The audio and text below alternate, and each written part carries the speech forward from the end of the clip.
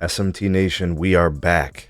Nation, look, when it comes to home broadband, the service has to be reliable. It's almost non-negotiable if you think about it, right? If the service doesn't work as it's intended to, you are not inclined to pay the company for those services. You're likely to churn, you're likely to leave, you're likely to explore different options.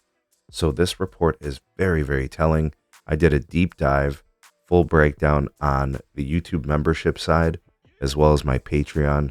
So if you guys want to get access to that additional content, the ways to support us can be found in the description. Also, be sure to link the report from OpenSignal for you guys here in this video. It's down in the description. Ways to support us can be found there as well. Please do like and share this video. Subscribe if you're new here, and turn on the bell notifications icon to never miss an upload from the SMT. All right, let's try to make this pretty quick and brief. Won't take up too much of your time to get the point across here. All right, the main and key takeaways from this particular report from OpenSignal on home broadband reliability. We basically kind of just got confirmation what we already knew. When it comes to home broadband, the most reliable options are always going to be wireline. If you look at this particular image, the most reliable home broadband provider is Spectrum, right? Charter Spectrum offers the highest score, rated from 100 to 1000. They scored 741. Xfinity came in at 710. They're the only two providers in this list that scored over 700. Now, when it comes to traditional telco, the guys that also sell mobile service, you have Verizon scoring 625, AT&T 546, T-Mobile 525. Now, without getting into too much detail, you'll notice T-Mobile has the lowest score. T-Mobile really only scales a 5G home internet connection between, I think, the weakest connectivity with respect to the gateways, the consumer premise equipment.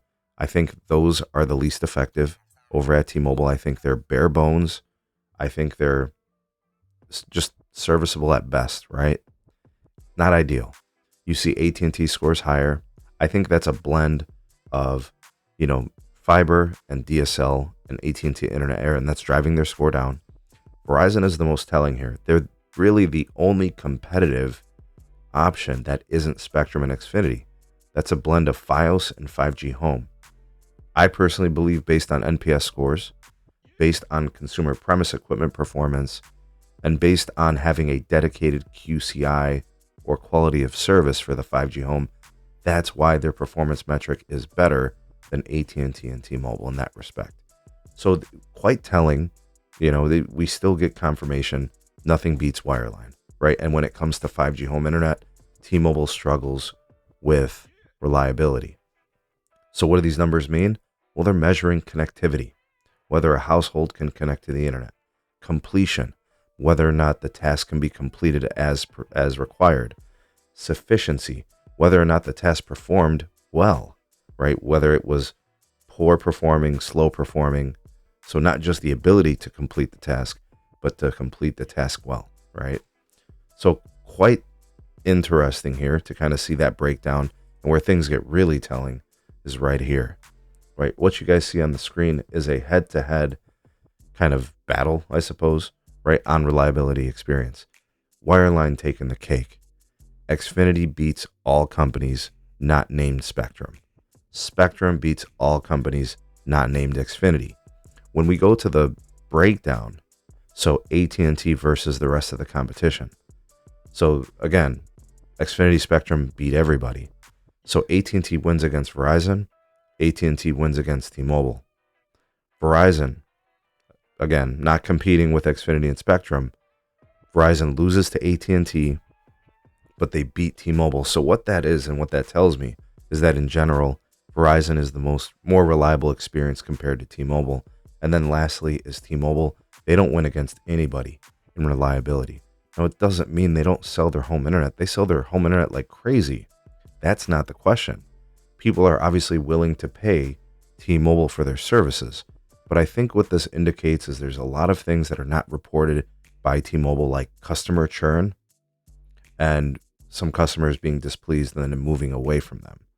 They don't declare that. We don't get those numbers at earnings, right? And a lot of people are trying T-Mobile and they're giving it a shot. But this clearly indicates when it comes to reliability. I think it's a combination of a couple of things. T-Mobile Home Internet does not have a QoS, does not have a true QCI, dedicated performance standard, and that's part of it. I think their consumer premise equipment isn't very good, and I think all that impacts these results. It's not the best, And I think Verizon shows that they can compete between their Fios, between their 5G home internet. As a collective, they do decent. And I think the same thing with AT&T, where they have the fiber, they win. Their DSL is trash. Their AT&T Internet Air, not the best. Anyways, I didn't want to keep you guys too long on this video. This just confirms what we kind of know. And we can't forget, wireline continues to be the reliability preference for home internet users. What do you guys think about the data? Anything surprising? What sticks out for you? Let us know in the comment section. Drop us a line. You are the voice of the people, the SMT Nation. Let your voice be heard.